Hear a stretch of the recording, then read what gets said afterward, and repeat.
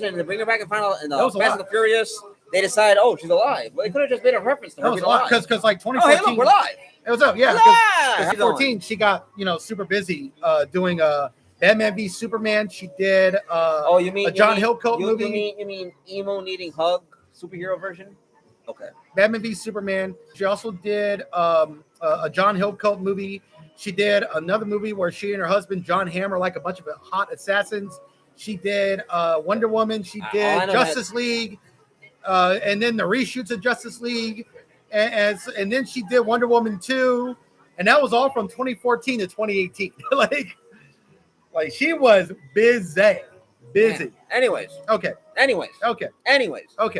Hello, ladies and gentlemen. We're live. We're live. This is Steve from Steve Stalin Nerd Talk, along with Brian J from Brian J's Nerd Talk.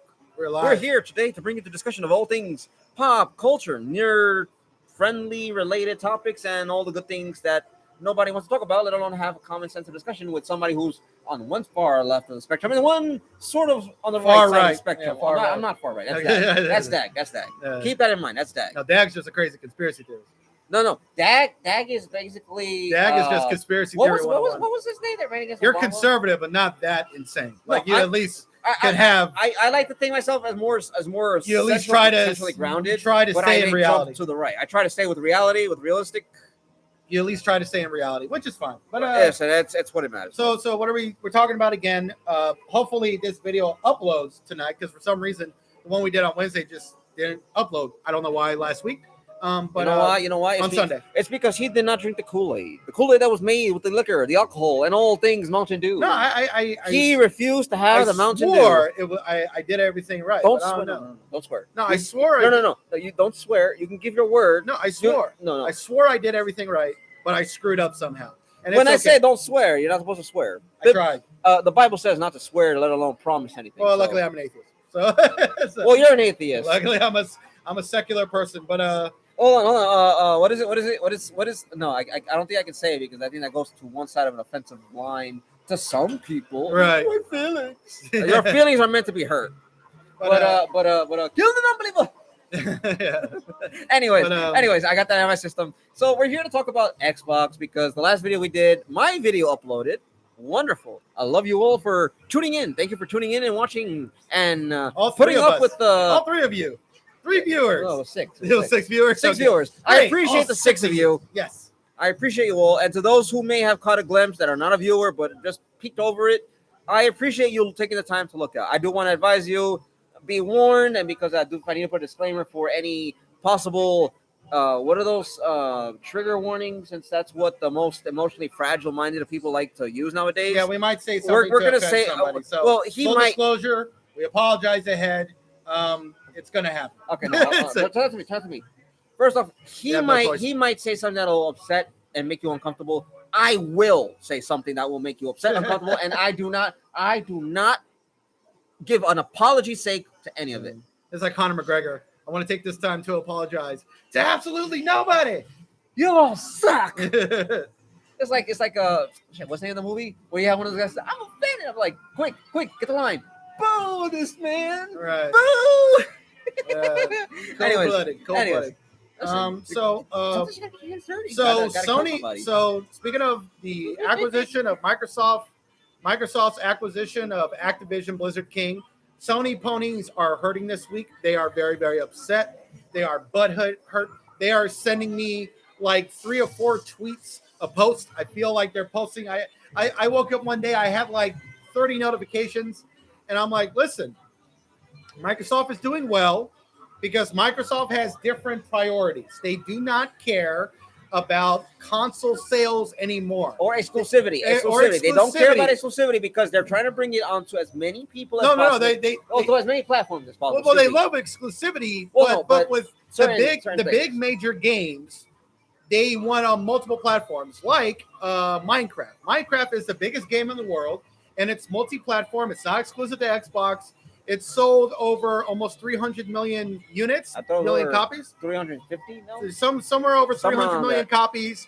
It's the one game that brings in more money than Grand Theft Auto 5. It's the one game. It's the one game where if you are an artistically creative endeavor, pursuer, enjoyer, and lover of arts, you get to for all jokes aside, get to enjoy creating the world of 3x3 dimensional blocks. Right. But the important thing is that Minecraft brings in more money than Grand Theft Auto 5, and Grand Theft Auto 5 is the singular most successful product. I want to say this quick. Game. I will say this: Microsoft, they under Phil Spencer's reign for the last 10 years, he has constantly said he is pro-consumer. He supports gamers. He makes video games that have live service games and monetization, but that is not their only focus.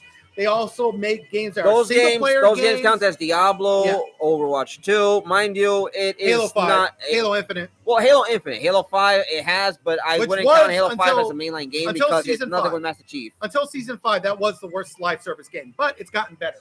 There's another... No, the worst live service game to have the shortest lifespan of all time... Lawbreakers. Anthem. Lawbreakers. Lawbreakers? Lawbreakers was worse. Well, shortest lifespan. Lawbreakers. Lawbreakers has shortest. Lawbreakers are shorter than Anthem. Yeah. Well, I mean, it got it got shut down because Anthem's live service, the internet is still on, but Lawbreakers got shut down before Anthem. Granted, Lawbreakers came out 2 years before Anthem, but Lawbreakers had way worse sales and it had a way worse response and it died. Anthem was terrible, but it took a while. No. Anthem is how the employees and staff at BioWare and EA love to call it the BioWare magic. No, Anthem was a disaster. But you see, Anthem did well enough to make EA having to think whether we should continue on with it or not. They should. Lawbreakers died, and unlike Anthem, studio, which had to shut down, and the guy who created the studio. Wait. The game is called Lawbreakers. Yeah. It broke the law. It shut down. The sales were so bad, it shut down the studios. The guy who created the game and the game studio, he had to pay all the workers the money they were owed, which he did because he was a stand-up guy. And he had to shut down the studio, and he got out of the game industry. And if it wasn't for the fact that he didn't sell a certain amount of tech for like $2 billion, he would have nothing to fall back on. So he got very lucky. It is. He got a lucky break. It's not that he had It's the guy who created Gears of War too. Oh, Gears of War 1, 2, and 3, and 4. Ladies and gentlemen, that's the guy. Ladies and gentlemen, I want to mention this. We want to pour a glass out to the guy who created Lawbreakers, who's also the head of Gears of War. Yeah. Gears of War is no longer following the track it was supposed to. And Lawbreakers we are there now going to pour out this drink to them. And Lawbreakers flopped for two reasons. One, it wasn't multi-platform. It was only on PC and PlayStation 4. Two, the guy who created the game comes across as a complete jackass. Like, all of his interviews are so fucking annoying. He said one thing, and then the game turned out to be the opposite of what he said. Like when he was I want to say this. I want to pour that drink back into the cup, but there's no drink. That was not poured out. I poured out an empty cup with an empty drink, so there was nothing in my hand. So the problem with the guy also was he was trying to say that Lawbreakers is going to be the Dark Souls of live service multiplayer games. You mean to tell me the exact same thing that what's his name from BioWare said about Anthem? Yeah, being a Dark Souls based game that's guns only. Yeah, and it's like all right. Hear me out, and I'm not trying to defend Anthem. Anthem, when I played the beta, it was just terrible. It was a horrid. The release was horrible. Horrid experience. It was boring. You could 5 seconds, you get into a loading screen. Okay, you get out of the loading screen. It's like, well, the fuck would I play this shit? Did you see Penguin's videos? Moist Critical? No. He did like 5 videos, and he did not get into a game until the 4th video. So he was in a loading screen for 3 hours. Well, I was able to get in. Then again, when you're a big name and you're doing a live stream, expect to be screwed over, especially if you said something bad. No, but it was so funny because when he was playing the beta, he couldn't get to the game for like 3 or 4 hours. I played the beta. All right, so and then the actual game was worse. No. And the beta was the actual game before launch officially, and it showed all the problems, like the all right, gameplay wise, being able to maneuver, float, fly, crash into enemies, use your guns, cannons, railguns, magic, and all that stuff. That was actually a phenomenal ideology right there. For a game, the concept, the core mechanics, they're there. It's good. Yeah. The game, however, suffers at the point that there's bad storytelling. There's all these promises under this hyped up world that does not deliver.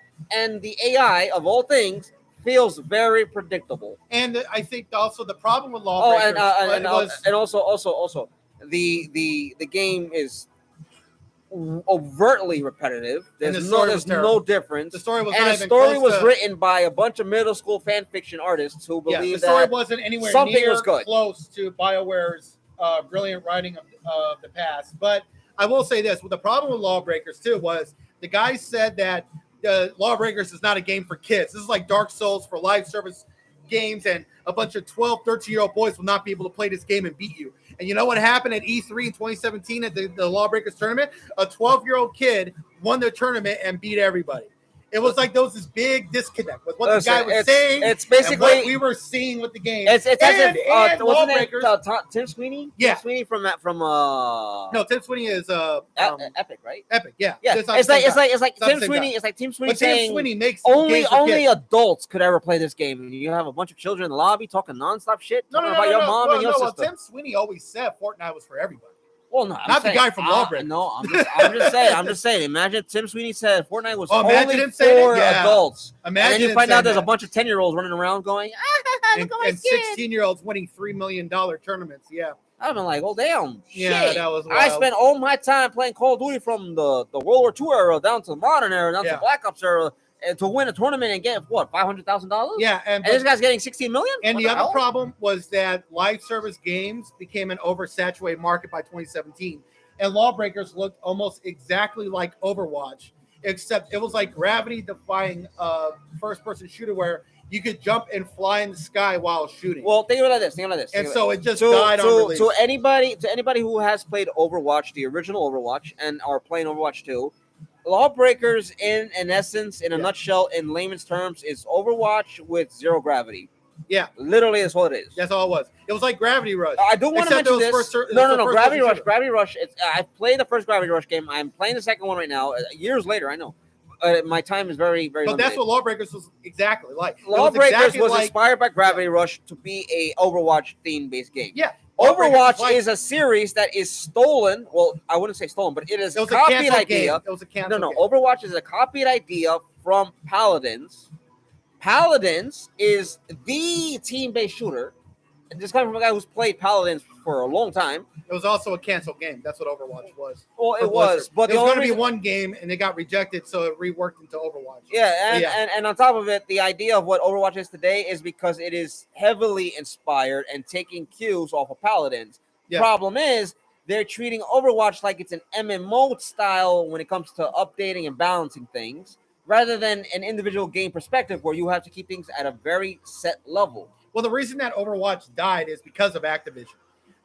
Activision wants to make $2 to $3 million a day on video games, and Overwatch selling 50 million copies in 4 years was just not going to cut it for them. Does that mean that Bobby Kotick's idea was to sell pink nail polish as a skin in the game every single day? Yeah. Wow, that's sad. Yeah. Not because it's pink nail polish. And but it's ironically, because it it's the worked with idea. Diablo Immortal, which they thought was going to flop because of the terrible backlash from 2018. Instead, Diablo Immortal is the most successful game that Activision Blizzard has ever had. I mean, maybe since Overwatch, when What- Overwatch was at its best, that game brings in $2 million a day. when it comes to people who spend and finance the very operations of a game, we have to thank them, even if we despise them, even if we dislike them, even if we detest them. It is because of people who have near limitless pockets that they can splurge hundreds of thousands of dollars in 2 weeks on a game for a cosmetic item that we are able to maintain the current ongoing games we are playing and enjoying. Yeah, and Activision just is it's a publicly traded company that's worth billions of dollars. Oh, not and anymore. No, they're still publicly traded. No. Until the full takeover or full combination. No, they're all publicly traded Oh, companies. really? Okay. They all got investors they got to answer to. That's the definition of a publicly traded Well, company. I hope. But what I'm saying is, I'm is that, hoping Xbox will do the one thing. well, Microsoft investors- is a publicly traded company. Well, yes, but because they want the developers to make games, take the risk and the time they need. Hopefully, they'll tell the investors, "You're gonna wait until that game." Well, they got to is make ready. good games. That's the problem. They Yeah. got to make good or great games. Starfield is as close to a great game that Microsoft has put out since Forza Horizon 5. I mean, Halo Infinite started off good, and then it became a mess. No, Halo Infinite. And now it's gotten better. Halo Infinite Season 5 is a lot of fun. Halo Infinite Season 5 is a lot of fun. However, Halo Infinite started off as the promised child, which ended up being the bastard child. Yeah. And is now again It was a live service game on a broken game. We welcome you engine. back into the family because you went through the whole rejuvenation cycle of until death do us part. Well, it was a broken. The problem was is that they were trying to do a live service game with a broken game engine that is over 25 years old. 25, 28? Since 1997. Yeah, so and it's old, it's broken, and it's not capable of doing live service anything. 26 years. Yeah, they should have switched to Unreal Engine 4. Well, they would have had a better shot. Well, the thing is, at the time. But 343 is one of the most worst mismanaged studios of all time. Like, it's very unique in that sense, and how horrible that studio is. Imagine this: you can have some of the most amazingly talented developers who have left Bungie, that have created the Halo franchise, remain part of this studio or be part of the studio, and somehow the studio still managed to drop the damn ball big time. I don't mean like it's a fly, it's a foul ball straight flying down the right side of third base. He caught it. Oh, it popped out of his hand. What the heck? Yeah, and I will say this: Activision Blizzard is a publicly traded company, and it's become a very greedy company that only cares about money. So Overwatch only selling 50 million copies in 4 or 5 years is just not enough. Even though that's billions of dollars in terms of sales, they want to make billions of dollars a year, not billions of dollars in 4 years. You know? Well, I don't. And so there you go. I want to view it in an economical sense. If you spend $20 to make something and you get $60, and you still want more money because the $40 that you gained in profit is not enough. Right. That doesn't make any sense. That's their mentality now. Yeah. It just and that's why Overwatch sense. has died, and the Diablo franchise is dying. It died. It died. No. Diablo is in a better place than it was 10 years ago. Is it? Yeah. Diablo Immortal makes $2 million a year. It's been out since June. Hold on. Ladies and gentlemen, please hold on. You're talking about Diablo Immortal. I thought you were talking about Diablo 4. Diablo 4. No, Diablo 4 has gotten better. No. The player base went up. Season 2 has gotten a lot of love. If your game crashes, you don't lose your character and all your saves and all your items, and the characters are very, very powerful again, and certain builds just wreck everything, and you could like grind for everything, and you could complete tasks. The game is almost back to where it was in June. I wonder if that almost where it was in June. I wonder if that was because Phil Spencer told Bobby Kotick to get that done. Well, no. What happened was that Blizzard saw the backlash after July, and they were like, okay, we need to fix this for season 2 because Diablo is now popular again, and it's back to where it was 20 years ago, if not even more popular than it was 20 years ago. Because since June of 2022, Diablo Immortal makes $2 million a day. That's close to $1 billion right now. Diablo 4 is the biggest selling title in the history of Blizzard, and it's also making money every day. So, yeah, while everybody still hates Blizzard because, let's face it, they're way more greedy than Larian Studios that just puts out a game for $90 and doesn't charge you anything else. And the game has way more content than what you could have ever imagined. But Larian Studios is not a publicly traded company. They're an independent company that makes AAA games. And because of that, they're able to make games in the way that AAA game studios used to make games 20 years ago with less monetization. And you get all the content that was promised with all the bugs and glitches, but with all the content that was promised. Okay, right? I want to make this comment. I want to make this comment quick before I let Brian run another marathon. No, go ahead. Run your marathon. No. I will not interrupt. So I am not going to interrupt. I'll appreciate that. We'll find out that's true. I am not going to interrupt. And you already did so. Okay. But I'm not interrupting. I'm not talking. Okay, but go ahead. Oh, I'm waiting for you to cut it. Anyway, no. I want a cracker. No. You want a cracker, Jafar? Yes, your cracker. All right, go ahead. Anyways, no. Larian Studios has done what Hasbro has failed to do: revitalize and draw in interest into Dungeons and Dragons again. Yes, they fired what's her name, who ruined the entire Dungeons and Dragons, mostly all of Hasbro technically. But Larian Studios is the woman from last year that was making all those crazy comments. All those changes to she had to go. She had to go. What was her name again? I forgot. Okay, I'll look it up later. I'll look it up right now. Like, who got fired from Dungeons and Dragons? But it was somebody that was making some stupid decisions. Who got fired from D&D. Dungeons. Oh, wait. Dungeons and Dragons. And you know what's funny is that I just spoke with this. I just spoke about this with my sister, and it's funny because she told me what it is. The D&D OGL controversy, which is the whole thing, the open game license, blah blah blah blah. Yeah, we know about I'm not throwing that away. Right, that I'm was just from months ago. skipping over all of this literature that has nothing to do with anything. Okay, now we're here at the juicy part. That was from months ago, I think. Yeah, it was from months ago, but Yeah, I this is forgot recent. the name of the lady who put the idea into practice. That fired Hasbro CEO, was it? Fired Hasbro leader. Uh, but no, that was from 2021. That's sad. No. But I'm not able to find the stuff. Maybe I'm looking it for the wrong way. Yeah, okay. We'll look it up later. We'll find it later. Brian will look into it. However, Larian Studios revitalized the interest and renewed interest into Dungeons and Dragons, something that Hasbro's leadership has managed to destroy and fracture, and because they want to be a game studio, foolish as they are, they're stupid. They're stupid to think so. They're a bunch of schmucks. You're thinking about that. If anything, Hasbro should be a licensee, licensing out properties left and right and making money off of that. Is what they should do. Yeah, and I think also what Larian did that's even bigger is that they transcended turn-based RPGs for video games, because excluding Final Fantasy X, because that was technically turn-based, but Final Fantasy is a massive franchise, and that game sold incredibly well, like 10 million units on the PS2 alone. But what the actual genre, excluding those Final Fantasy games, there's about 13 million copies sold of that genre in total before 2023. And Baldur's Gate 3 came out in 2023, and it sold 5 million units. So it sold almost more than close to half of the total unit sales of that genre in the world. Like, this genre is a niche, and Baldur's Gate 3 is the one game of that genre that is transcended it. So not only is it a great game with great storytelling, narrative, gameplay, visuals, it's transcended its genre, and I think it could win Game of the Year because it was a massive surprise. Surprise. All right. Now, I believe for our warming intro and off-script rant and nonsensical arguments of topics that we're covering, we've done a fair deal covering things that were not the main highlight subject of this video. Right, but I also wanted to point out, though, what you said about Anthem.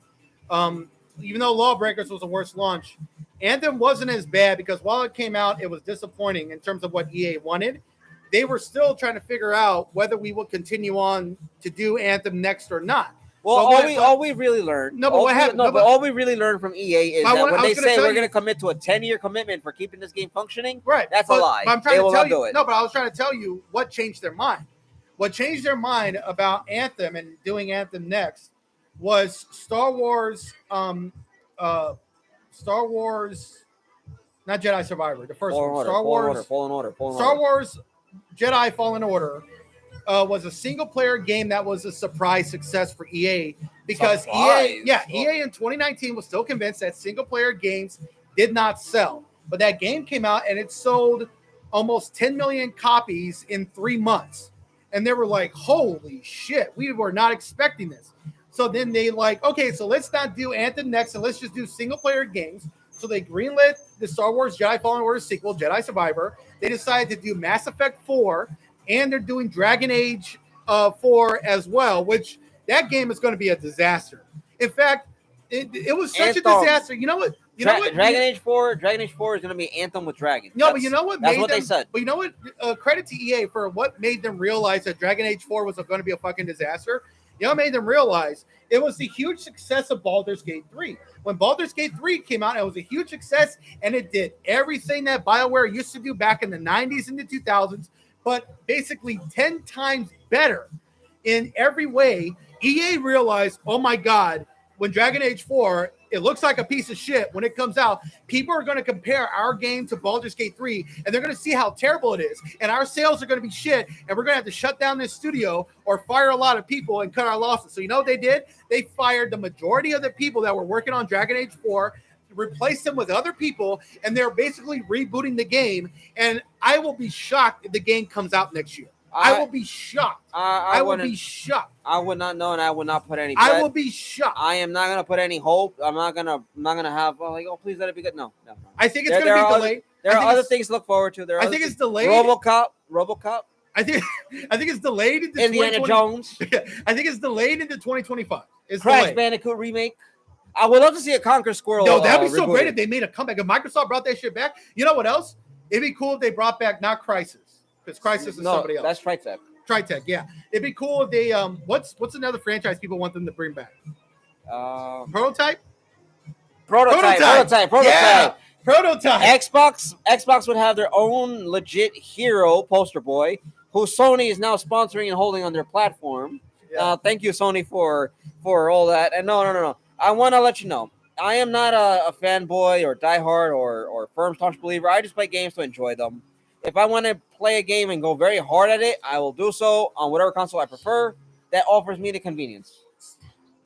I will say this though, and I want to get on topic to the video, to the topic of the videos. Xbox has a gold mine. Perhaps a gold mine is using the word loosely. Xbox is sitting on the largest cosmic entity of a diamond, and they have access to all these studios who can work on either rebooting and recreating new life into these franchises and bringing them back from so-called modern day gamers, because modern audience does not exist.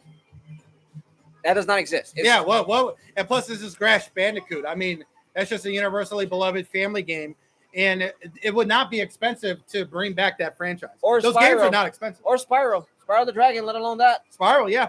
I want people to understand something.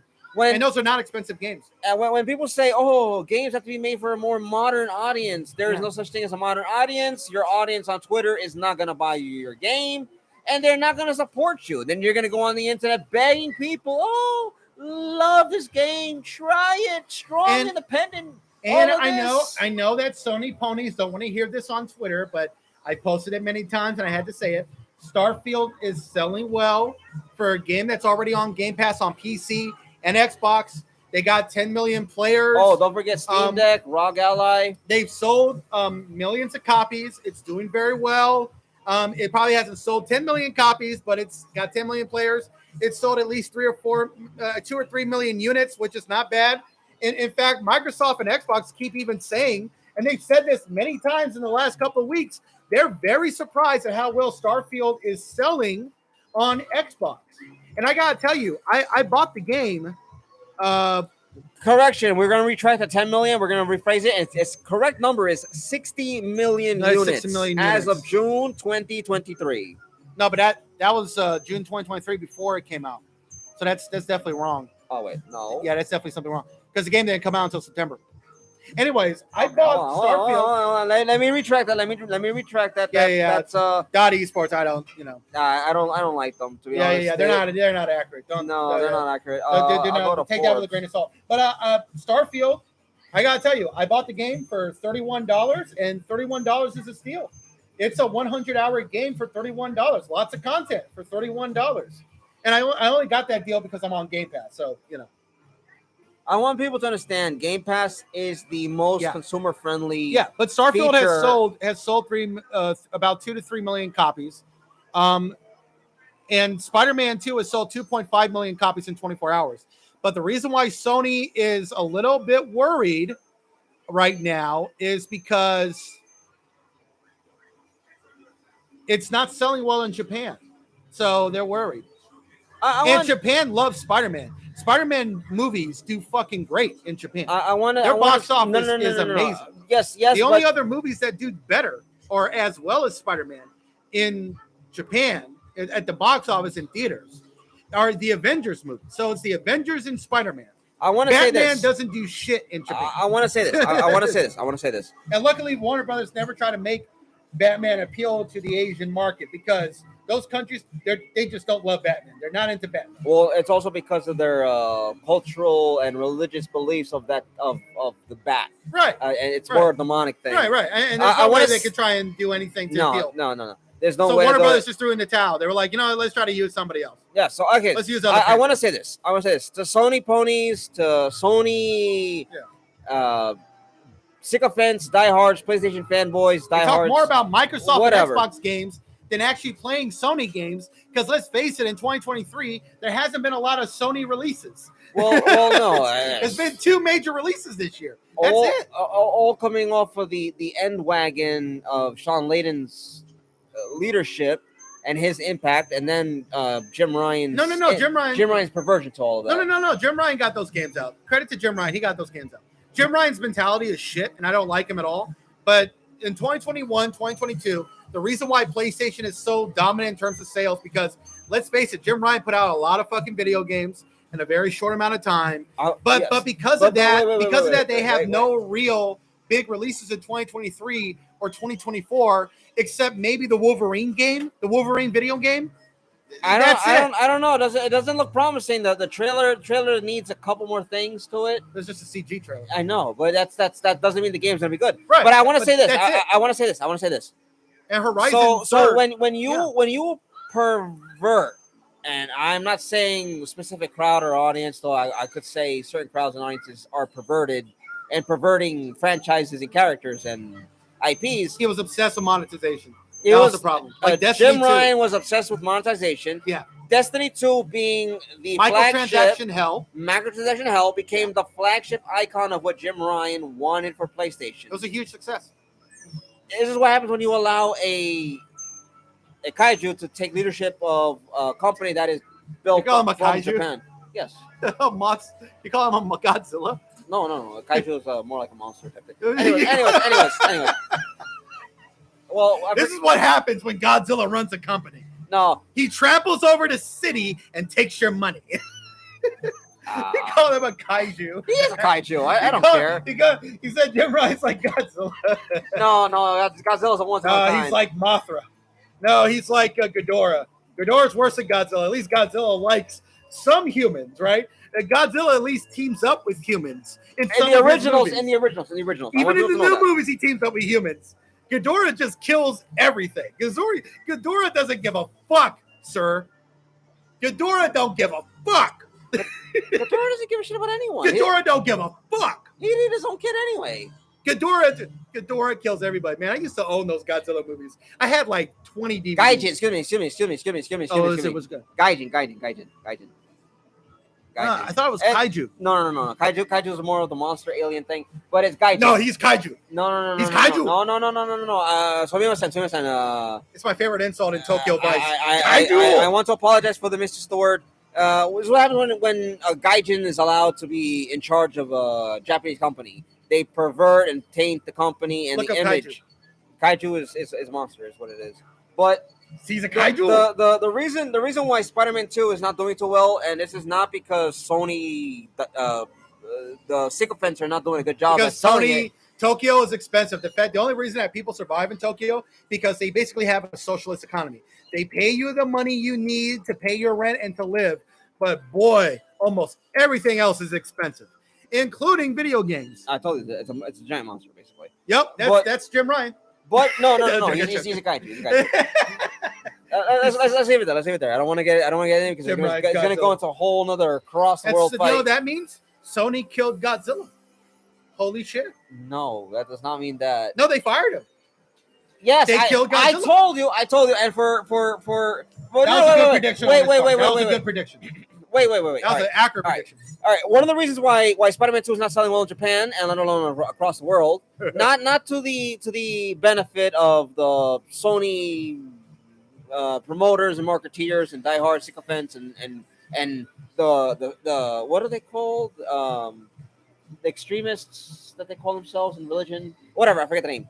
But to me, that is not the issue. It's the fact that Spider-Man as a franchise, as an IP for PlayStation, instead of being a game about saving people and doing what Spider-Man does, stopping the bad guys, saving the day, and all that stuff. It has been perverted into a political activist type of story. I want to say it could have been done without. I want to say this.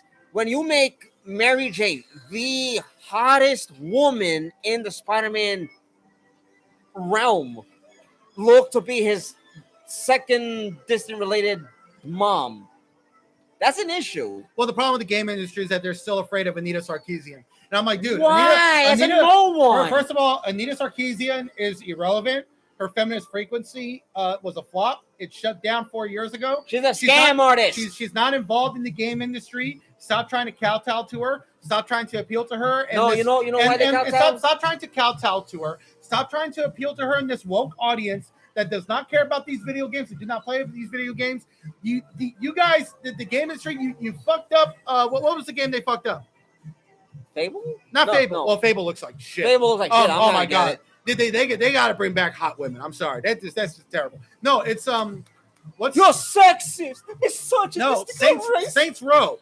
Saints Row. They ruined. I'm glad. I'm glad the studio got shut down. They chose to pursue an audience that did not exist. They did not care. They chose to appeal to a woman that does not play video games. Her audience doesn't play video games. They don't give a fuck. And Saints Row was a massive flop. It was like the most politically correct jokes and humor that was so fucking awful. The dialogue was shit. The gameplay was shit. It was the worst game of 2022. It flopped and the studios shut down because they were trying to appeal to woke politics. You get woke, you go broke. Okay. And for the people who wonder, what the hell does that mean? Get woke or broke? It means you pander to a fringe minority of doesn't care, weirdos that will not pay that you don't money. care, that will not give you money for the product that you wasted your own time and money, hard-earned effort to make. They don't care. If they can get it for free, they'll get it for free. If they get it for a hand-me-down, they'll take it a hand-me-down. There are movies and shows that are woke that are hugely successful, but that's because they appeal to an audience that will pay money to see your movie, like Barbie. I want to say this. I will say, let me finish. Okay. Barbie is a very woke and progressive movie. It's also a great movie. But the reason why Barbie was a huge success is because Barbie was marketed and promoted heavily to a majority female audience in America. The majority of the American audience are women. The majority of the world audience are women. And Barbie is an established IP that has been super popular among women and young girls for decades, for 50 years. And so Barbie, it was made by a woman, written by a woman, directed by a woman, and it was marketed and promoted to women. And it was a huge box office success that made $1.4 billion. Meanwhile, Star Wars is tanking. And Marvel, the MCU is tanking because what they tried to do is they tried to take two franchises that had the audience is mostly male. It's mostly a male-dominated audience, and they tried to take that audience and get rid of that audience to appeal to a female audience that doesn't care. Most women in America and abroad don't give a fuck about Star Wars. They don't give a fuck about superhero movies. They don't give a fuck about the MCU. And so them trying to appeal to that audience and the way they tried to appeal has been a major, major financial disaster for both the MCU and for Star Wars. And that is my 10-minute rant. I'm going over to Steve because I got to calm down.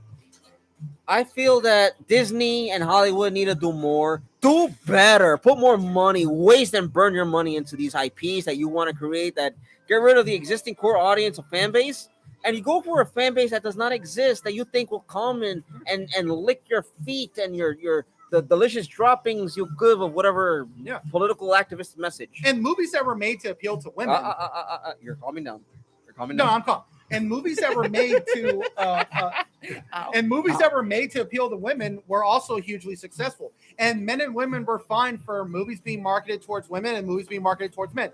The movie 300, heavily marketed towards men and for women who are damn proud of it. Big box office success. Listen. I'm not gonna lie. And then we got movies that were made and marketed towards women, like the Twilight movies. Huge successes. $3.3 billion for 5 movies. Listen, I'm going to be honest. 50 Shades of Grey, $1.3 billion. Is that marketed to men or women? Women. Oh, okay. 50 Shades of Grey. $1.3 billion in total for movies that the total box office was what? $160 million? Those movies were hugely successful. Listen, I'm going to be honest. I'm going to cut you off right here. I'm going to be honest. 300 is a movie that I enjoy. not just because of the violence, And you can not get- just because that there's some beautiful women, but it's because it's a movie where it makes me as a guy feel like I need to go to that spot, fight for the dear life of my very existence to defend my home, my family, my people, and the women. Yeah.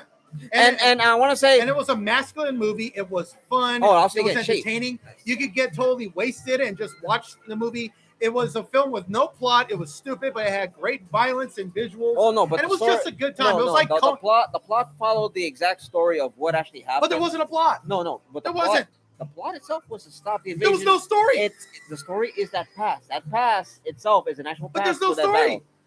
It was just a movie to have action and violence, and it was a huge success. I don't know. It was like- I need to watch it again while Yeah, drinking. no, like it was like Conan the Barbarian, but if Conan did not have the character arc, right? Like let's Which say one? Which one? the first Conan movie, the No, Arnold but Schwarzenegger. which arc? Which arc? No. The arc where Conan goes from a boy, his father is killed by this evil warlord, and he goes and he trains and he exercises. He becomes a warrior. Why? To avenge his father, to kill the man that murdered his dad with his father's sword.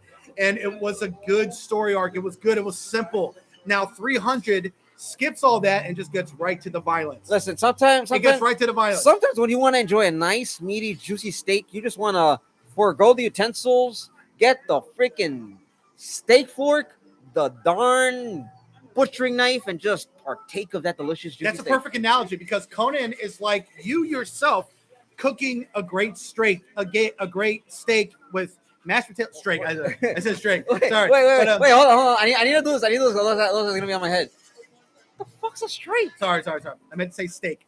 But Conan the Barbarian, the first movie, and Gladiator, and Braveheart. Oh, to I a love. very large. I want to say this. I love Gladiator. Great Gladiator is by far one of the best Yeah. films. Yeah. But this is a perfect example. Conan, Braveheart, Gladiator are like really, really great steaks with mashed potatoes and Gravy, gravy and macaroni and cheese. But you prepare that whole meal for yourself and you eat the whole meal. 300 is the same meal, but you didn't cook it. You didn't go through the process. Somebody else cooked it for you at a restaurant, and you still enjoyed the meal, but you did not put any work into it because there was no work being put into it. No, But it was still a good movie. no, 300 It's is still a good meal. yes. To a degree of that analogy, no, 300 is the buffet. You just show up, get some steak, And you start pick eating. it out and you start eating. Yeah, it's You'll all prepared look, for you. you'll look through the mountains of the horde to the crowd, and you find that one juicy, savory, delicious steak. You Yeah. go to that steak, you take it, you serve it on a plate. Yeah. You get your fork, your knife, as sharp as And you hell. take the food You with you. take it with you. You sit down and you Yeah. start digging in. That's what 300 is. Yeah, that's 300. Yeah, and it's a good movie. It is a good Um, movie. The sequel was also. I thought it was. It was terrible. I thought it was okay. It was. I mean, it wasn't. You know why it was bad? Because the comic book was shit. No, It that's was one of that. Frank Miller's worst comic books. I know. That's when I say it's okay. It's not okay. It's not okay. It's Yeah. okay. Yeah, it was cool seeing Eva Green naked. That was great, but beyond that, it was a terrible movie. Listen, there were only three really cool scenes of the whole movie. Eva Green being naked. One. That was one. The second was the whole scene with the Athenians in the boat. Yeah, The why? Athenian defense formation. I didn't like the final battle. The final battle on the boats in the ocean. That was good. That was a lot of fun. That's the third scene. That's the only three scenes that were good. Yeah, but anyways, back on topic. Back on with topic. We're going to Activision Blizzard. Activision, Xbox, Blizzard, and you know Xbox what? is about to get a shit ton of games, and I think next year the next Call of Duty will be on Game Pass. It will still be on PlayStation. Yes, no, 5, it will. but it's going to be on Game Pass. So after the deal with PlayStation comes to an end, the 2024, we're gonna be looking forward to getting all of those. No, the Well, PlayStation- we're looking forward to getting a lot of Activision Blizzard titles onto Game Pass. No, the PlayStation deal with Call of Duty lasts for 10 years, but no. Microsoft- They continue to get all right. So They the continue to get deal Call of is Duty they games for 10 continue to get Call of Duty for 10 years, just Call of Duty, nothing else. Right. That's because And Jim Diablo. Ryan. No, it's Diablo, Call of Duty, and Overwatch. Yeah. If they continue. But for the 10 years, it's just those three games. And Everything Minecraft. else is up to debate. Minecraft stays on PlayStation as a multi-platform thing. different studio. But yeah, It's a different studio. But I want to say this. Thanks to Jim Ryan for everyone who's a PlayStation a trustee, a PlayStation child, and a PlayStation fan, a sycophant. Jim Ryan really screwed you guys over because you don't get access to any other titles that come from Activision Blizzard King. you only get those specific titles. And not only that, all the goodies that Sony used to get with new Call of Duty games Are not going to be are now going to parity. be at Microsoft. So that means if you have a PlayStation, you paid $110 for a special edition that comes with all this stuff. You know, it's stuff Well, that Xbox is going to have it too. What's Yeah. the point? In fact, Xbox after 10 years will just have it exclusively. So you're going to have to get a Series X. I don't think they're gonna. I don't think. I no. I will disagree with Brian on this one. But I don't- Microsoft is going full PC. They're full PC gaming now. Like PC is where they really want to go. PC And as in PC computer PC or Yeah. PC as in politically correct. No, PC, the fucking computers. What do you Oh, think I'm talking about? Well, I don't know. You're a lefty. I'm talking about games. You fucking jackass. No, but I'm talking about PC. This is human. This is PC human. gaming and also cloud gaming. That's where Xbox's focus is at. They don't care about physical consoles anymore. They're going cloud gaming and PC. That is the future. I think what's going to happen, and to say for the future, I think Xbox is going to support the Xbox Series S and X. I don't know until when, maybe 2030, and then we'll get a more on par. Everything's at the same level of graphics, where the price is a little different, but it'll be a new iteration to allow other people to come into the Xbox ecosystem, partake of Game Pass, partake of cloud gaming, and so on and such. Right. PC will have their own component. TVs are going to have the Xbox Smart app for cloud gaming, cloud streaming, something that I believe is they're really on the right path, on the right track, because at some point, at some instance, who's going to care about a plastic box when you can just go on your TV, go to the app, and just stream? Now, and the only thing Microsoft has to do is just make really great games. They got to get back to doing that, because while Starfield is really, really good, there's too many loading screens. The opening is really boring for a lot of people. But I feel as good as Starfield is, it was never going to reach the hype, because let's face it, Bethesda reached such a high level of artistic quality and brilliance from 2006 to 2011 with Oblivion, Fallout 3, and Skyrim. And since those three games came out, everybody in Bethesda and abroad has these very high expectations for Bethesda games. And if those expectations are not are not met, it polarizes people. But I do feel, even though Starfield is Bethesda's weakest game, I still feel it's very, very good. I still think it's better than Fallout 76. It's better than Fallout 4, but it's not their best game. It's just really, really good. It could become their best game with new DLCs and story expansions in the next 3 years. But if they continue to support it, of course. No, they will support it. And I want to say this. They're going to keep on supporting it. I want to say this. Yeah, they're going to do 2 expansions, DLC, and then on to Elder Scrolls 6. I want to say this. And Elder Scrolls 6 will not be coming out until 2028. Mark my words. I hope Skyrim Grandma will be alive by then, but I don't think so. I want to say I this. don't think so. I don't think Skyrim Grandma will live that long. I'm sorry. I met Grandma in the game, by the way. Oh, really? Yeah. She has her own space station. She has her own spaceship and a space station. Where is she? Somewhere in the system. On what? I stumbled upon her. On Taros or where? I don't know. Anyway. I want to say in the this. game, I stumbled upon her. I was shocked. I want to say this. Starfield is not. All right, I'll be honest. It's not a 10 out of 10. It's not a 100 out of 100. Yeah. It's an 85, maybe a 90. Yeah, give it 8.5. 8.5. And the thing is, the more I play it. The thing is, the game is so vast. I have not really found any reason to put it down. I mean, the only time I put it down was recently, last week, or this week, because I had other things to do, doctor's appointments and stuff, and I've only put it down because I play Baldur's Gate 3 a lot. I play Baldur's Gate 3. I read a lot of books too. I do a lot of stuff, but Baldur's Gate 3 got most of my attention. No, but I want to say this. That game is incredible. I want to say this, ladies and gentlemen. When it comes to Starfield, all right, yes, it's not the masterpiece, but it is a masterpiece. Yeah, it's a very good game. It's a game that is actually for, I want to say, since Oblivion, well, aside from Skyrim, but from then, it's a game that has had the time taken and has been put together, has been thoroughly designed to ensure that the bugs are nearly non-existent or to the most minimal as possible. Yeah. It is a game that I know that a lot of people that are pro PlayStation, and it's not that I interact with them on social media because I try to avoid them, because the arguments from both sides tend to be the most absurd things you'll ever hear. Well, people who are pro Xbox and love Xbox, and they've also been disappointed with the pacing of Starfield as well. Yes, but that's what being a gamer is. That's what being a fan of gaming, of whatever developer, of whatever genre, whatever title is. I find some of the complaints, though, even from Xbox fans, to be disingenuous. Because, of course, they come out with some stupid ones. No, because they're making this comparison and saying that it's not as great as Cyberpunk 2077 because Cyberpunk 2077 doesn't have any loading screens. And I'm like, yeah. And because of that, Cyberpunk 2077 on launch on consoles was a way worse launch than Starfield. Starfield is the smoothest launch that Bethesda's ever had. There's not a lot of bugs or glitches. It's not game breaking. It's just the pacing and the main story is not great. The main story is a glorified fetch quest. But Cyberpunk 2077, yeah, it's great. There's no loading screens. And the game is incredible today, but it took 3 years for it to get to this point. When that game first came out, bro, the backlash to how awful that launch was severe. The stocks for CD Projekt Red went down. They went from the highest trading company in Western Europe into the lowest trading company.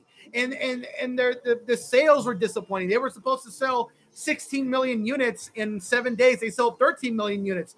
So they lost money and they had to fire people. And within a year, they sold like 20 million units, but they wanted to sell 26 million units. Now they're starting to get there. And now the game is more successful. But back then, I'll never forget it. I'll never forget it. So a lot of these comparisons, people saying Cyberpunk was so much better. It's like, yeah, you're saying that now after you spent 2 years shitting on the game and shitting on CD Projekt Red for objectively fucking up.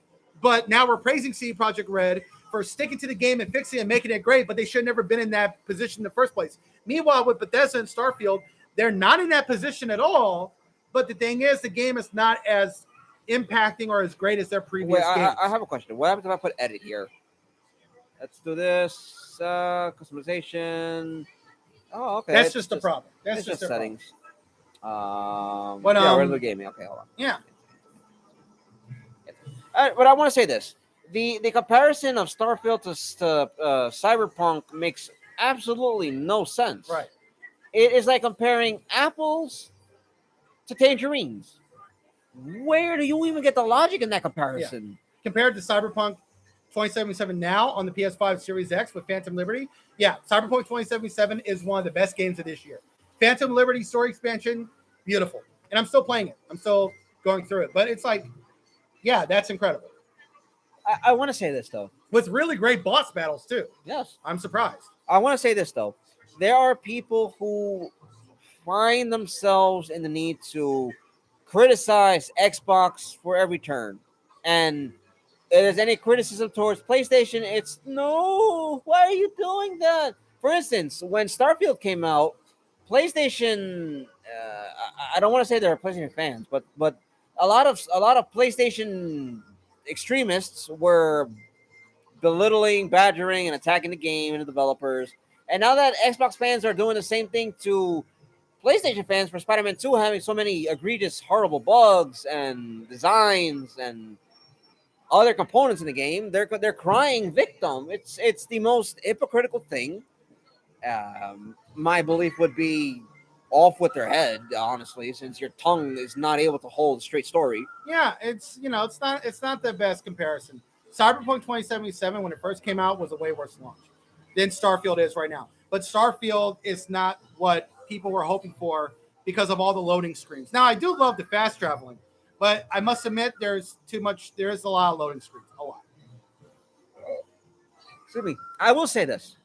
I don't mind the loading screen so much as it allows me to catch my breath and take into consideration, okay, I have to go do a quest that is to do this and then that. And then we get back in the game and then you're able to do everything. You're able to do everything. And you've had that moment where your brain is able to refresh and think, well, I tried going this way 35 times. What if I do it this time? And I do love that it feels like a real RPG. As in, you got to strategize. You got to buy a lot of health items. You got to have a lot of ammo. You can't just go in guns a-blazing everywhere because you're going to get cornered and you're going to die. Like, well, if it wasn't you for the could fact, if you play on the easiest setting and you play that melee like, brawler I was guy. stuck on this planet because these machines kept fucking killing me and shooting me, and I didn't know what to do. So I reloaded a previous save that I have to start over. I started over. I went back and I found this gun that specializes on this planet. I found a gun that specializes in killing machines very quickly. So I was like, oh, so let me try this. I equipped it. I went back into the room with all the machines that were killing me, and I wiped the floor with the motherfuckers. I was like, yeah, fuck you for killing me for fucking hours, you piece of shit, And I killed all the machines. I wiped them out. I broke down the freaking door. I went in and I shot up this chick that I was looking for, and I completed the side quest. I fucking did it. What he did was, I'm here to take out Skynet. You're all in the way. I must destroy you all to save John Connor. It felt like an RPG where you had to strategize, you had to go back and figure shit out. Because that was the problem with Cyberpunk 2077. When it first came out, for years they were saying it was going to be an RPG. But they had to cut back on that because the game was broken and needed to get it out for their investors. And it was missing a lot of RPG mechanics. And so Cyberpunk 2077 came off as a very poor man's version of Grand Theft Auto 4 or Grand Theft Auto 5. That's how it came across. Now, with the updates and the story expansion with Phantom Liberty, now Cyberpunk 2077 is a real RPG, and it feels like an RPG, and it works like an RPG, and the skill tree and the mechanics and the leveling up system feels like an RPG. And it plays like an RPG. Plays like one, too. Oh, my God, the horror. Anyways, I want to say this. Baldur's Gate 3, you have to strategize, too. You cannot go in guns a-blazing, because you will die a million times. Huh? There are no guns. No, but you know what I mean. It's the same. I know. But I had to state the obvious. You can't go into Baldur's Gate 3 into every battle without a strategy, because if you go into a battle, you will die. And you also have to rest in camp to replenish your characters. If you don't do that, you're fucked too. I want to say this. All right, moving from Xbox, because we know Xbox is making moves. They know what they want. They know what they are. Moving on to PlayStation. So Spider-Man's not doing too well in sales. The UK has tried to double the sales for Spider-Man 2. They got caught too. Because that's illegal. Mm-hmm. But the sales are doing good overall, but they're not doing well in Japan. And so Sony is they're panicking. Type down sales. There's got to be a lot of articles coming up talking about this. That's on 2.5 million copies. That's the actual number. So when Xbox, and this is not to go back to Xbox, but when PlayStation fans are crying that Xbox is mocking them because of Spider-Man 2 doing poorly, I don't see. Wait, no. It's 2.5 million. Is this for the current Spider-Man 2 or for the other one? The current one. All right. So when PlayStation fans are crying victim because Xbox is saying, "Oh, look how bad your game is," I don't see why there's a need to cry victim on that. And what is it? Yeah, it's doing well in terms of sales, fastest selling game. But, 2.5 million sales ain't good. It's not doing great in Tokyo. But 2.5 million sales in total in 24 hours is really, really good. It's doing really good. But Sony ponies keep trying to say, oh, see, the Xbox is fucking up. So Starfield sold about 2 or 3 million copies in a month, but Microsoft doesn't care about game sales or console sales anymore. They care about controlling the internet, PC, and cloud gaming. So people got to take in the focus. But you know what? The reason why people are so annoyed with Microsoft and Xbox, I think it's because of the immense disappointment of the Xbox One back in 2013. So I remember when everybody loved Xbox and Microsoft in the 360 era. The 360 era, they could do nothing wrong. No matter what game they came out with, people fucking loved it. People just loved it. Even the games that were not great, people fucking loved. Yes, but what really drove? No, we're on the PlayStation. We're on PlayStation. We'll talk about Xbox another time, but we're on PlayStation right now. No, so because PlayStation has. But I'm just talking about the backlash. Oh, okay, no. It stems from 10 years ago. Yeah, but they've never really recovered. They're not going to. They had to move on. Not to people's eyes. They just kind of got their mind made up. Xbox One has to rebrand the name from Xbox One to something else because Xbox One makes no sense. But anyways. Yeah, and Series S is a broken console. Like Microsoft can't do anything on that console. The problem is it sells more than the Series X because it's cheaper and you do get a lot of video games.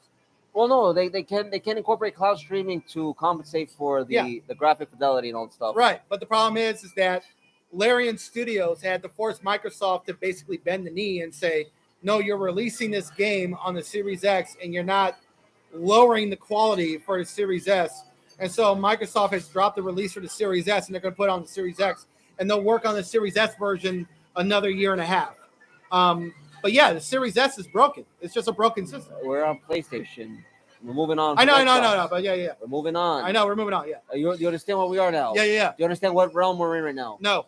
We're on PlayStation realm. No, we're in the 4D world. We're in the realm of conversation for PlayStation. We're not Xbox anymore. We're in the 5D realm, talking about both. No. No, go ahead. We're talking about Sony. But anyways. So Sony has Spider-Man 2 movie rights, not character rights. That's something they have to discuss with Disney. When it comes to the character rights, Xbox could negotiate with Disney. They could probably get a better deal. And if they do, well, what's PlayStation going to do? Oh, they stole Spider-Man. That'd be hilarious if Microsoft bought Disney. I would have me. I would give it to them because at least Microsoft knows how to run something. That'd be so funny. No, they don't. When it comes they know how to run Xbox, but as far as companies, they're very hit or miss. No, Apple does a better job. Apple should buy Disney. I'm not talking about running the company. I'm talking about what they're doing as a company, what they know, what their audience is. Well, they know what they're doing. They know what their focus is on. Yes, that's what I'm referring to. And you're going off. Anyways. Yeah. Well, Microsoft cloud gaming, yeah, that's the focus. Anyways, I don't want to say this for PlayStation fans. If you're but if you're talking about the Spider-Man rights, you're talking about Peter Parker and his rogue gallery. Disney only has the rights for Spider-Man Peter Parker. The movie Across the Universe, Miles Morales, Disney doesn't have rights to that character. No. Sony owns the movie rights to Spider-Man. To all Spider-Man. All Spider-Man characters, lore, and everything. But Disney gets 30% of the movie profits, but only with the Peter Parker movies. Yes. Right. But what Disney owns is the character rights. Right. Sony got the movie rights. Sony has the movie rights. Right. Sony has to negotiate with Disney for a video game. Right. Keep this in mind, anyone who's pro Sony. If Microsoft discusses Sony never had to do that. That's the thing. No. Like when it came to the movie rights. But no. I'm talking about the character rights for a video game. Right, Sony has to discuss that with Disney. Yeah, now they do. They didn't have to 20 years ago. No. Right. But if Microsoft comes out to Disney to discuss. Oh no, you killed your.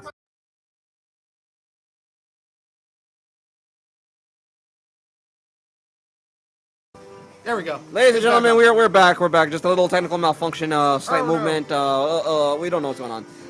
No. But if Xbox discusses a video game deal with Disney, and Disney favors it and supports it, well, guess what, Sony, PlayStation, Spider-Man is on the Xbox. That'd be hilarious. Gerald's kind of going all over the place. Who's going all over the place? Oh, there we go. I think it's first. Oh, no. I know what it is. I know what it is. Yeah, there we go.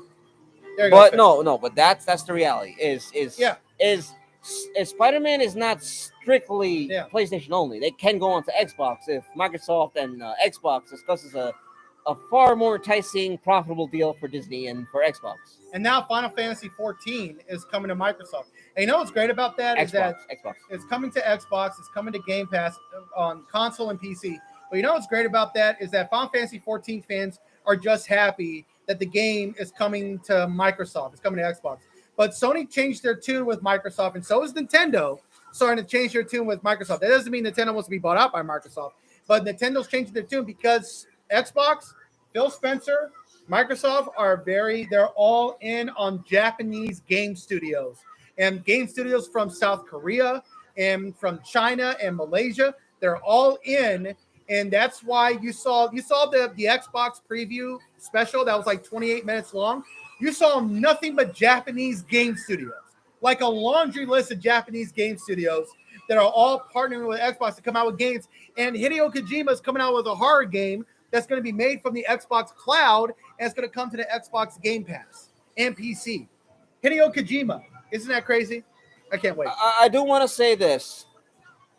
For the PlayStation audience that has believed that Japanese developers will only ever stay on PlayStation, the moment that a gaijin himself was running a PlayStation, Godzilla. That's what he called it. No, Gaijin. Stop with the freaking. You're gonna get me into more trouble across the pond than anything. I don't want that. That's who Godzilla is. No, Godzilla's a kaiju. I was talking about the Gaijin, which is American. It's how they say American. Okay.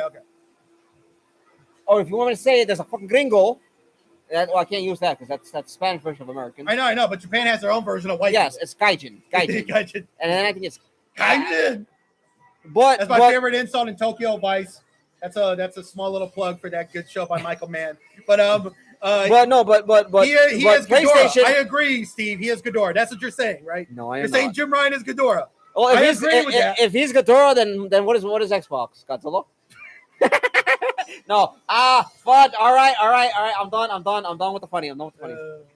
Phil Spencer is Godzilla, sir. I should. Phil Spencer is Godzilla. I should give him a rib check though. He fucking beat the courts. He fucking beat the judges. He beat everybody to get this deal, and it took 23 months. 22 months. Godzilla King of the Monsters was a foreshadowing of Phil Spencer defeating all the court systems and legal systems and the regulatory bodies and being crowned king. Yeah, from America to the UK, he beat everybody. It took 22 months, but he did it. Well, clearly, it wasn't that hard to beat our old cousins across the pond when they're colluding with the FTC, rather. I know that's insulting to a couple of English, but it was. I don't care. Well, Microsoft made the smart decision of making a deal with Ubisoft, and now if you're a Ubisoft pony, a Ubisoft fanboy, who loves Ubisoft and is on Ubisoft Plus and cloud gaming and the internet in the UK. I thought you were going to say Ubisoft Plus, not pony. Fanboy, whatever. If you're a Ubisoft fanboy and you got Ubisoft Plus and you got cloud gaming and everything in the UK, you just got a shit ton of video games for the next 15 years, which is Activision Blizzard King. You got Call of Duty, you got World of Warcraft, you got Overwatch, you got Starfield, you got StarCraft, you got Diablo, you got Overwatch, you got you said Overwatch right.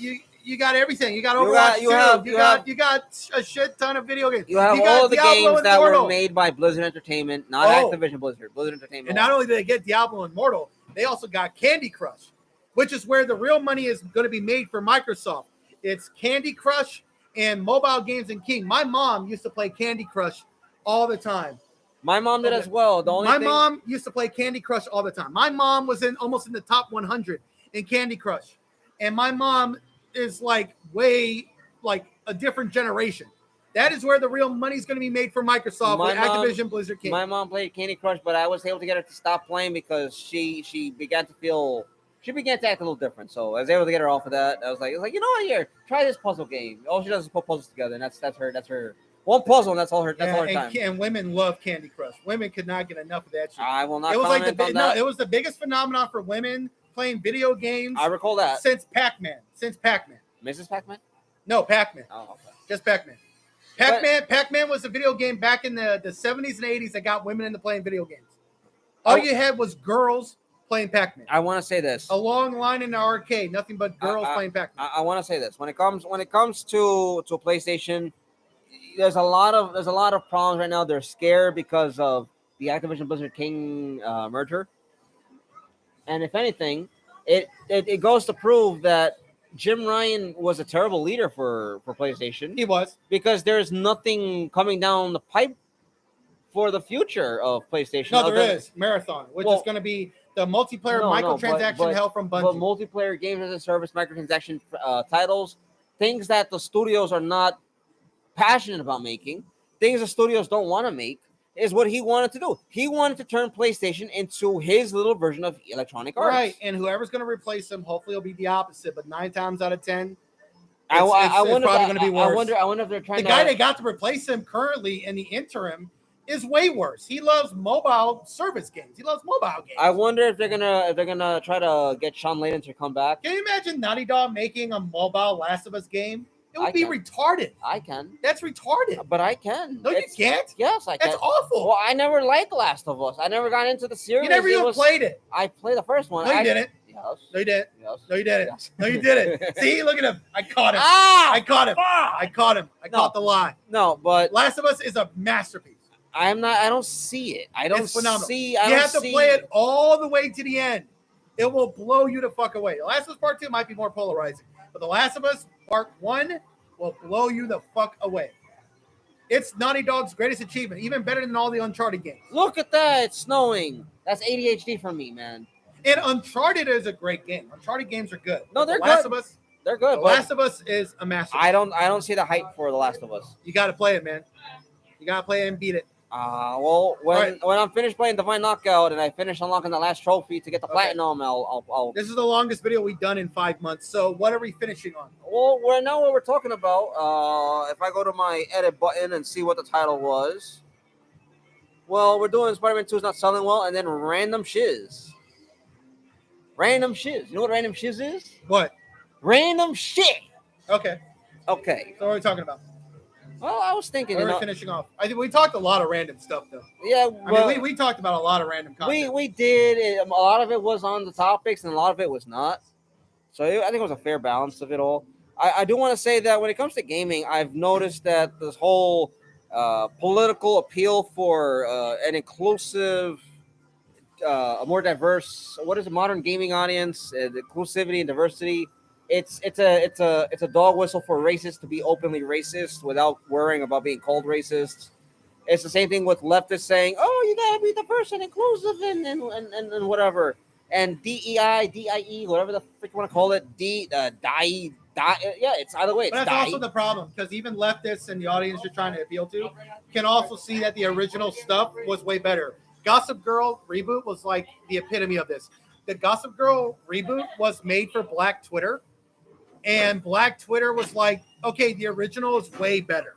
It's objectively better than this hogwash that you've put together. So, how dare you? So wait. In the words of Greta Thunberg, how dare you? So they just Hollywood's got to get his shit together because they're losing money. They're losing money, and Hollywood is on fire because of the strikes. Close the door, lock the key, close the door, lock it behind you, and set it all ablaze. Hollywood needs to go. Yeah, Hollywood needs to go. No, Hollywood. It's a relic. It's a relic. It doesn't do anything. Hollywood can bounce back. They've gone through things like this before. I mean, the 1950s was the worst decade in all of Hollywood because listen. I mean, you talk about censorship. If you think there's censorship today, the 1950s was way worse. The 1980s was just as bad, and Hollywood pulled through. They recovered, and so what we're seeing now is them trying to do something. It's imploding, and so you're going to see something great and something new coming on in 1927.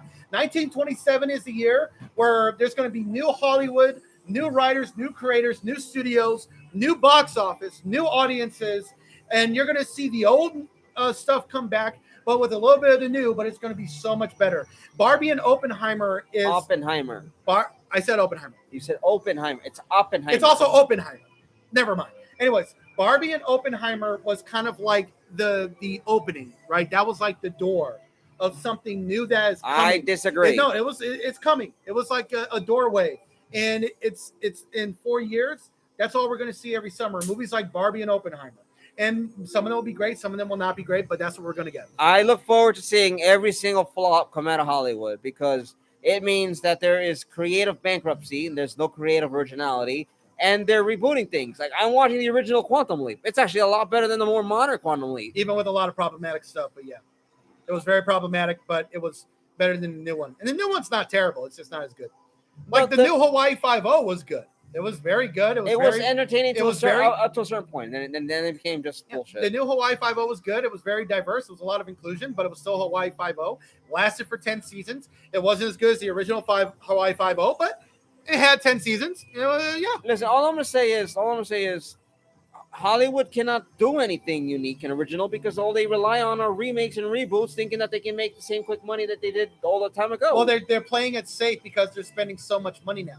Hollywood used to take a lot of creative risks because Hollywood wasn't $1 billion industry where they're spending $200 million on a movie. Well, now you know why a series sucks. They're playing safe because they want to play safe and be diverse and inclusive and equitable and safe and play it and all that other nonsense. Because if you're going to reboot something and ruin it in the process. Well, yeah, because if you're spending almost $300 million on a movie, you got to make a return, and you're not going to make a return trying to make it like a high art film. Ladies and gentlemen, I'm going to say this right now. Something like Alejandro Jodorowsky. Alejandro Jodorowsky is a great filmmaker, but will his movies ever be successful in theaters? No.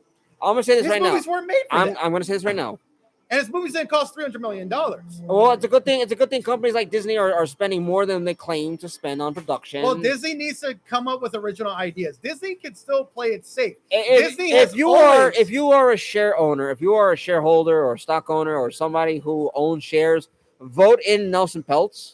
He is the only way you're going to make money as a shareholder. Here's the thing: Disney has always played it safe, but Disney used to create new original stories that were adapted from fairy tale books that were very popular, and they would make it more lighthearted and fun. But that was them playing it safe, but they did it so well because Walt Disney had an artistic vision, him and his brother. And well, Roy Disney didn't have the artistic side, he had the business side. But yeah, so Disney would not take risks, but they would play it safe, but they would create new stories and new ideas, and they were a hit. Lion King was a safe bet, but it was a new idea, and it was a huge success. Well, today they want to do remakes and sequels and rehashes, and that's their problem. And they think they're making it better by making everything diverse and trying to put in girl boss and feminism, when, let's face it, that's not what the audience wants. Even women who are feminists, who are girl bosses, who are CEOs of businesses, they want to see Snow White. They want to be saved by Prince Charming. They don't want to be reminded of being a girl boss. But that is my 10-minute rant. Again, go ahead. Finish us off, Steve. Finish us off. There's a meme or a photo I have. I can't find it right now. But basically, it's entertainment is being perverted by communist ideology, and the fact that we as an audience are allowing this to happen says a lot about what the modern audience is: inept, blind, and irresponsible. If you don't want to see all of this woke political ideology in your entertainment, stop supporting it. And it's not communism at all. What it is woke capitalism. And the problem that's what it was coined. It was coined that way. Look up woke capitalism. So this is where the backlash came, and there were a lot of black writers and journalists that talked about the backlash that was coming with woke capitalism, which is what Hollywood was doing. Now, woke capitalism is then taking wokeism, which was very popular in the black community. I remember black people were saying this 20 years ago about being woke. Be woke, be aware of social issues. But what Hollywood did is that they took woke and they turned it into a capitalist enterprise by putting everything into movies, TV shows, and whatever else. And there's been a lot of backlash because the quality of the movies and the TV shows have not been great because they care more about ideology over profits and making money. And so there's been a lot of backlash, and there's been the counter movement, which has been talked about. And I've talked to a lot of black people who are members of my family, and I live in Harlem. They did not like what happened to the thing that they grew up loving and saying got what's the word I'm looking for? Got perverted by white liberals in Hollywood, who many of them aren't actually racist or just virtue signaling, but they don't actually believe in this shit. They're just virtue signaling to make money. And then it polarizes people. It fails. The movies flop, and they're not doing well at the box office. And this is also affecting video games. Backlash, and the backlash was predicted in 2018, 2019 by black journalists that talked about this. There's going to be a backlash because we know Hollywood. When they take something, they run into the ground and they fuck it up. They always screw it up. Well, and that's exactly what happened. It's woke capitalism. No, Hollywood has always been known for necrophilia. Let's just keep that in mind. What the fuck? It's just beating a dead horse, fucking a dead corpse forever. It makes money. I mean, the media does it forever. But you know what? The video game industry is like a microcosm of what Hollywood does. But the video game industry is arguably worse and more greedy because 85% of video games are sequels or remakes. 85%. No, of course. So video games actually take less artistic risks than movies. I think the only what was that one game? No, think about what movies. How many movies come out every year? More than 2,000 movies. How many of them are sequels, remakes, and superhero movies? What is it? More than 2,700 films and about a good 798. No, there's 2,000 movies that come out every year. How many of them are remakes, sequels, and superhero movies? It's like maybe 10% of movies. So Hollywood and cinema in movies objectively take more risks than the video game industry. Hold on. Let me find the correct 85% of video games are sequels. Do not trust Kotaku. Kotaku is garbage. That's why video games, when they do a new IP like Starfield, it is a big risk. Because if it fails, you're going to lose a lot of employees. Because if it loses money, you got to fire people. Well, that's the thing. I don't know, but I want to end it there because right now it seems like there's a crowd, an influx of the crowd moving in. 85%. All I know is that we can do a video on that. I don't want to get too much into politics, but hey, if it means I know. on something, I'll do it. I don't really care. I know. I have no fear of what humans. I can just do. hope my video uploads. So let's do it. All right. We want to finish off? I want to see something. Let me see your phone. What are you at? You're at 80 minutes. 80 minutes, 59 seconds. So are you. Okay. All right, guys. All right, ladies and gentlemen. My name is Steve. This is Steve's Thoughts and Nerd Talk. I'm This is alongside Steve with Thoughts Brian Nerd Talks. J's from Brian J's Nerd Talk. Brian J's Nerd Talk right here. Live long and prosper, y'all. This has been a great show. Ciao. See you later. That's what it is. But